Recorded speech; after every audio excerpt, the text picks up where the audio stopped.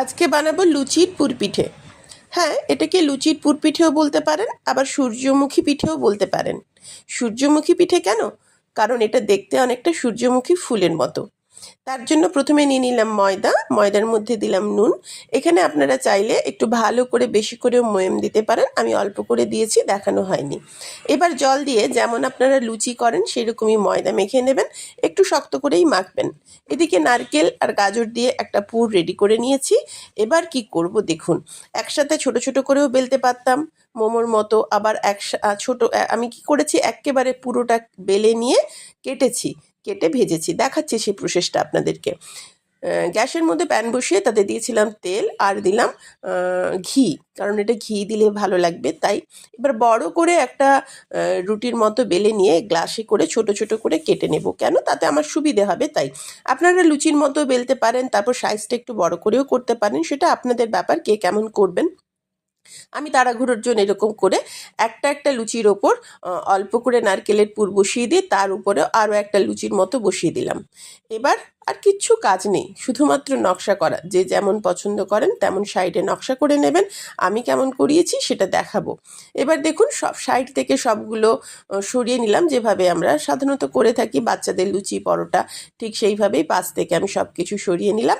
এবার সবগুলোর উপরেই আমি আবারও চাপা দিয়ে নেব, একটা ফাঁকা থেকে গেছে ওটার উপরেও আমি এবার বসিয়ে নেব, আলতো হাতে সবগুলোকে চাপ দেব। দেখুন সবগুলো হয়ে গেছে। এবার একটা কাঁটা চামচ নিয়ে চারিদিকে একটু ফুলের মতো নকশা করে দেব।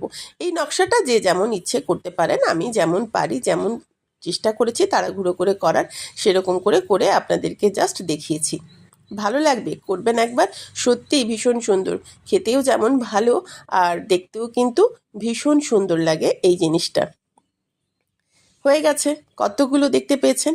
এবার ছুরির সাহায্যে সামান্য অল্প অল্প করে বাকিটা আমি কেটে নেব। কেটে নিয়ে সাইডগুলো মুড়ে একটু কোনা করে একটু নকশা করে নেব, যাতে এটা দেখতে কিন্তু ভালো লাগে। দেখুন চারিদিকটা আমি একটু নকশা করে নিয়েছি, খুব সুন্দর হয়েছে, নকশাগুলো ভালোই লাগছে। এবার এগুলোকে ওই যে তেল বসিয়েছিলাম, যাতে ঘি দিয়ে বসানো ছিল, সেটা ওর মধ্যে দিয়ে এবার ভেজে নেব।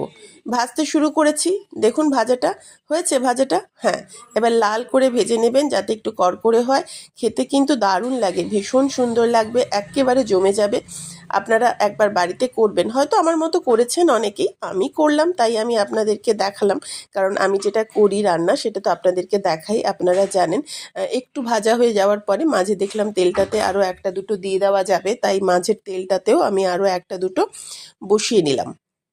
দেখুন একসাথে কিন্তু ভাজা হয়ে গেল আমার অনেকগুলো। এবার ওগুলো তো হয়েই গেছে, এগুলোকে জাস্ট উল্টে দেওয়ার সময় হয়ে গেল, এগুলোকে উল্টে দিলাম। এবার একসাথে উল্টে দেওয়ার পর এইভাবে পর পর আমি অনেকগুলো ভেজে নেব, মানে অনেকগুলো। খেতে কিন্তু ভীষণ সুন্দর হয়েছিল, দেখতেও ভীষণ সুন্দর হয়েছিল, আপনারা একবার দেখে নিন কেমন দেখতে হয়েছিল, কতগুলো পিঠে হয়েছিল।